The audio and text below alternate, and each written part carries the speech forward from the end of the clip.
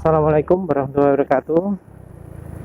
Kali ini penulis ingin membahas soal oli, terutama dari pengaruhnya terhadap perbedaan mesin aluminium dan besi. Jadi mungkin sudah pernah dengar kalau mesin aluminium itu vampir oli, mungkin sudah pernah dengar kalau yang mesin besi itu overheat. Nah, ternyata hal ini juga mempengaruhi dari sisi pelumas juga, terutama dari sifatnya, perbedaan sifat permukaan aluminium dan besi. Aluminium dipakai sebagai dinding silinder mesin itu enggak murni aluminium, tapi istilahnya didoping. Permukaannya aluminium ini dilapisi silikon, kalau yang di Yamaha diasil itu kan, diasil silinder. Nah, ini metodenya disebut alusil, aluminium silikon. Jadi silikonnya entah gimana caranya dibuat sehingga meresap ke permukaan aluminium. Ini membuat permukaan aluminium menjadi makin kuat. Jadi sifat aluminiumnya dapat, panas bisa lebih cepat menyebar, terus kekuatannya juga dapat dari aditif silikon ini. Kalau cara lain pakai nikasir, pakai nikel dihaluskan ke aluminium. Cara ini lebih kuat, tapi katanya cuma untuk motor sport saja, karena disebut agak mahal biayanya. Yang contoh yang pakai nikasir itu untuk Matic ya, yang dulu Suzuki, namanya SCEM, Suzuki keramik apa gitulah. Terus ada juga coating pakai keramik, ini sama juga, terutama untuk kebutuhan balap. Tapi ada juga Matic yang menerapkannya, seperti misalnya SEM Taiwan, Korea, Taiwan atau Cina, merek SEM, Sanyang Motor. Jadi Sanyang Motor itu semua produknya Matic, mulai dari yang kecil sampai yang besar, itu pakai coating keramik. Nggak tahu modelnya kayak gimana, yang jelas katanya dia bisa nemu cara ekonomis. Yang Yamaha juga membuat alusil, pakai alusil itu karena Yamaha nemu cara yang ekonomis. Harga pembuatan katanya 30% lebih murah.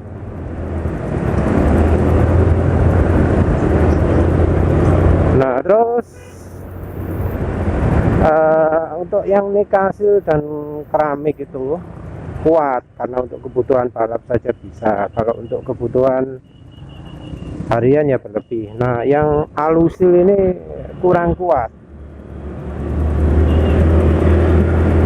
Kurang kuatnya katanya karena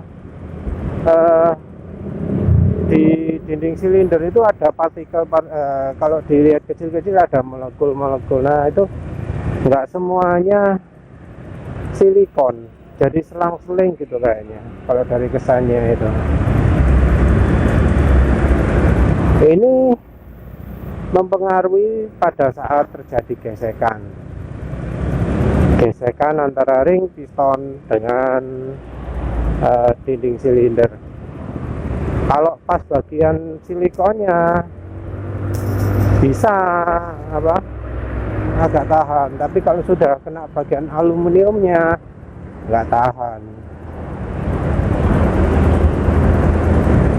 Jadi kalau kita lihat guratan-guratan gesekan di mesin aluminium itu dalam, seperti digaruk gitu.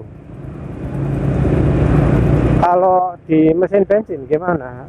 Kalau di mesin besi gimana? Beda, enggak guratan-guratan apa dalam seperti digaruk itu. Seperti menggaruk tanah ya, maaf, mungkin kalau kurang deskriptif. Kalau pakai alusil itu guratannya kalau misalnya kena ke silinder itu agak dalam, jadi terlihat ada kedalamannya seperti kalau menggaruk tanah. Nah, sementara kalau yang besi gimana?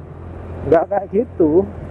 Kalau besi seperti kalau apa ya, kalau jarum tajam diarahkan ke kaca gitu. Jadi nggak dalam, nggak lebar, tapi guratan-guratan gitu.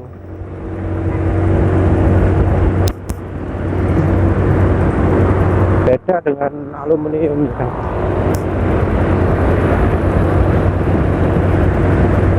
Nah, ini jadi punya efek juga ke aditif. Oli itu katanya kurang bagus untuk mesin aluminium. Alasannya macam-macam. Ada dua macam sih. Ada yang bilang karena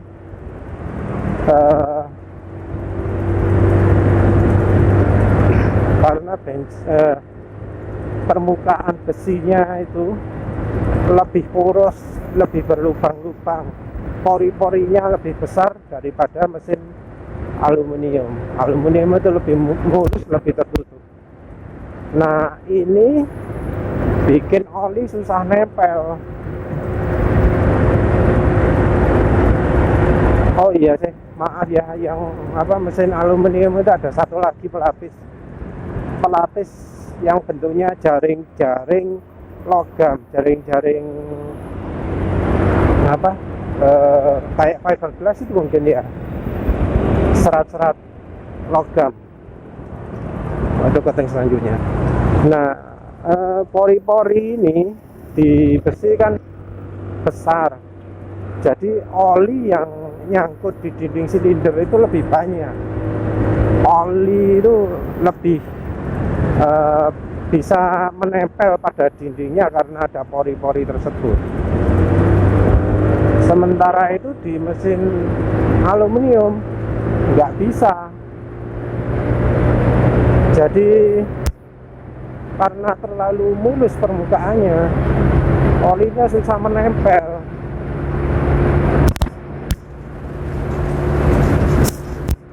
Jadi sudah nggak ada tempat lagi untuk oli berdiam gitu. Nah, ternyata ini bisa diselesaikan, yaitu dengan membuat pori-pori sendiri. Jadi Yamaha katanya sudah menerapkan itu, jadi ada pori-porinya. Yang lain pakai teknik yaitu jaring-jaring dari logam itu untuk nambah pori-pori. Jadi karena aluminiumnya berpori-pori, olinya bisa nempel lebih mudah. Cuma entah pori-porinya yang dipakai di Yamaha itu bisa awet nggak menahan kerusan. Terus itu yang pertama. Yang kedua adalah dari aditif yang dipakai oli, aditif anti aus yang namanya ZDDP, zinc double disulfide gitu, apa penulis lupa. Pokok singkatannya ZDDP. ZDDP ini problemnya bukan karena aditifnya nggak bisa bekerja apa, bukan karena aditifnya nggak bisa nempel ke aluminium, tapi problemnya karena aluminiumnya rapuh. Jadi saat pembentukan ZDDP itu yang dibutuhkan adalah tekanan dan suhu tinggi terutama. Jadi ada namanya suhu aktivasi. Penulis lupa suhu aktivasinya ZDDP berapa, yang jelas aktivasinya ada di bawah suhunya aktivasi extreme pressure, aditif extreme pressure. Jadi aditif untuk anti gores, anti aus itu ada dua macam, yang satu ringan, yang satu kalau berat-berat. Kalau yang ringan itu bekerja di suhu, mulai bekerja di suhu yang lebih rendah daripada extreme pressure. Sementara extreme pressure itu kalau gesekannya sudah parah banget lah istilahnya. Nah, ZDDP ini ternyata kalau di aluminium nggak bisa efektif. Penyebabnya karena untuk bisa menimbulkan lapisan yang bagus yang nempel ke besinya atau aluminiumnya itu butuh tekanan yang besar. Selain tekanan besar tentu suhu ya, cuma suhu ini lebih banyak timbul karena gesekan antara logam dengan logam itu akan menghasilkan panas ini yang akan mengaktifasi, membuat aditif ZDDP atau EP itu aktif. Masalahnya gini, kalau pakai mesin aluminium, di mesin aluminium ZDDP itu nggak bisa langsung, karena begitu ada gesekan sudah timbul panas ya. Suhunya belum sampai tinggi, aluminiumnya sudah nggak kuat dulu. Satuannya penulis lupa apa, tapi diomongkan kalau untuk uji pakai tekanan itu untuk aktivasi ZDDP butuh tekanan logam dengan logam itu sebanyak 17 berapa gitu loh, 17 kilopascal atau apa, penulis lupa ya, maaf.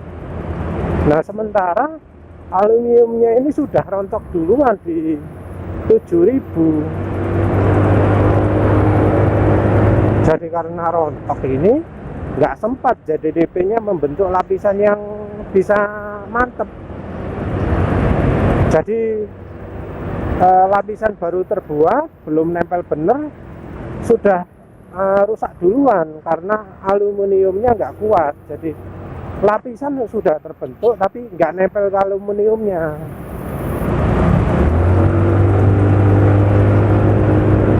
Jadi ya itu masalahnya. Kalau di mesin di alusil itu kan alusil partikelnya di keseluruhan itu ternyata bukan alusil semua, bukan sudah kedoping silikon, ada bagian yang aluminium. Nah kalau ZDDP nya nempel di bagian aluminiumnya itu jadi rontok, jadi kurang kuat. Oleh karena itu disebut aditif ZDDP itu kurang efektif untuk mesin aluminium. Jadi dibutuhkan aditif yang bisa aktif lebih cepat daripada ZDDP, bisa aktif pada suhu yang lebih rendah dari ZDDP. Dan aditif ini namanya aditif boron, BuRON, boron.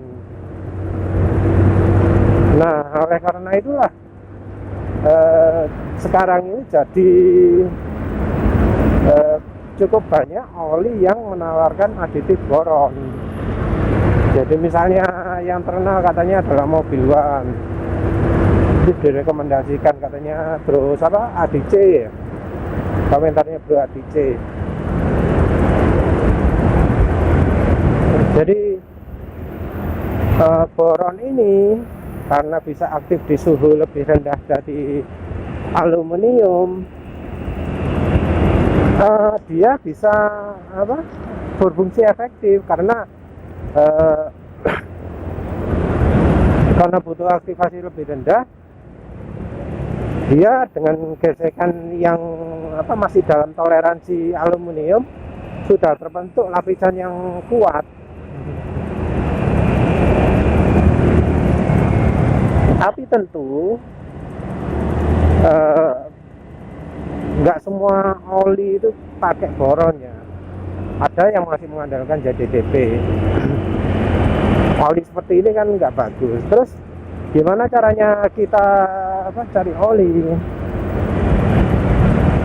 Tentunya pabrik nggak akan ngomong aditif ini boronnya banyak atau sedikit. Pabrik yang nggak pakai boron yang jelas nggak ngaku ini aditif nggak ada boronnya.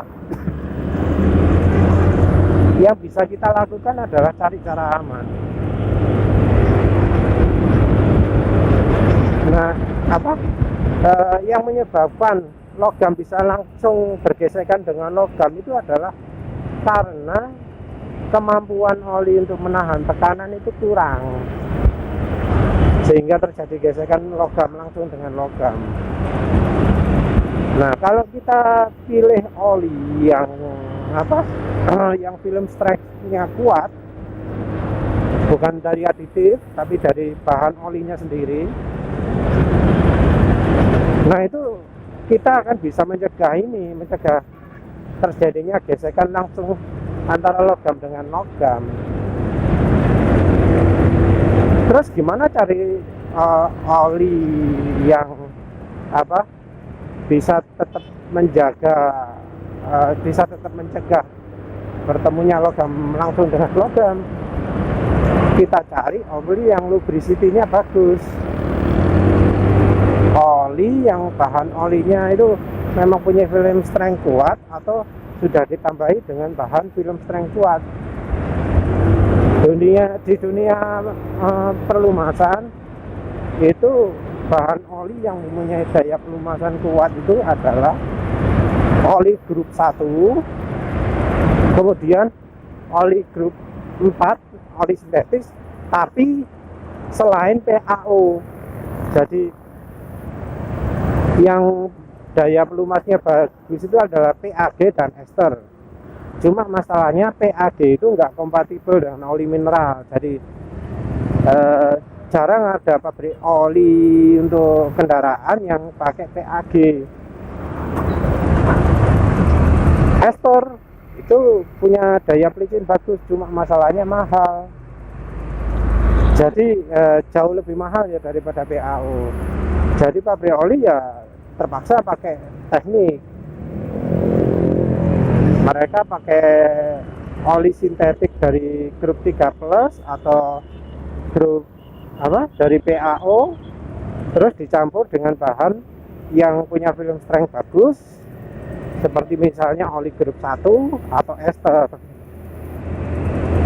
Nah, kalau misalnya pengen yang alternatif, bisa pakai oli bagus dan pakai minyak goreng. Minyak goreng itu mempunyai film strength yang bagus juga, diakui. Minyak kelapa sawit itu banyak yang ngomong sebenarnya cocok untuk jadi oli mesin selama kemampuan oksidasinya bisa diperbaiki. Nah, karena agak kurang, lebih cocok kalau jadi aditif. Dan dijadikan aditif banyak banget yang sukses. Pemakai di Indonesia ya, suara mesin jadi halus, akselerasi lebih enteng dan seterusnya lah. Jadi itu kita bisa pakai minyak goreng. Dan kembali ke perbedaan mesin besi dan aluminium, ada lagi ternyata untuk oli itu mesin aluminium butuh yang lebih kental. Mengapa kok lebih kental? Itu penjelasannya adalah karena komponen aluminium itu pasti mengembang. Nah kalau mengembang ya jadi toleransinya berubah. Kalau dari rekomendasi itu ada, sudah penulis muat artikelnya soal clearance untuk bearing. Itu ada keterangan kalau clearance-nya berapa, olinya berapa, bearingnya clearance-nya berapa, suhu olinya berapa, rekomendasi SAE-nya olinya berapa. Jadi rekomendasi kekentalan itu sama mereka ditentukan dari bearing, dari lebar bearingnya, clearance bearingnya, gapnya, sama suhu atau temperatur dari oli. Nah, itu disebut kok ada untuk beberapa contoh ya. Bearing dari gap 0,29 mm sampai 0,34 mm itu kalau dari bahan besi pakai oli 10W30 atau 5W30. Tapi kalau dari aluminium itu dari 5W 10W40 atau berapa ya, lupa, pokoknya belakangnya 40 lah ya, 15W40, 10W40 sama 15W40 itu rekomendasinya. Jadi untuk mesin aluminium beda level. Mungkin ini juga yang menjadikan alasan mengapa kok Matic Honda rekomendasinya 10W30, kalau Matic Yamaha rekomendasinya 10W40. Mungkin itu alasannya, nggak tahu lagi, tapi itu rekomendasinya dari yang buildernya mesin balap.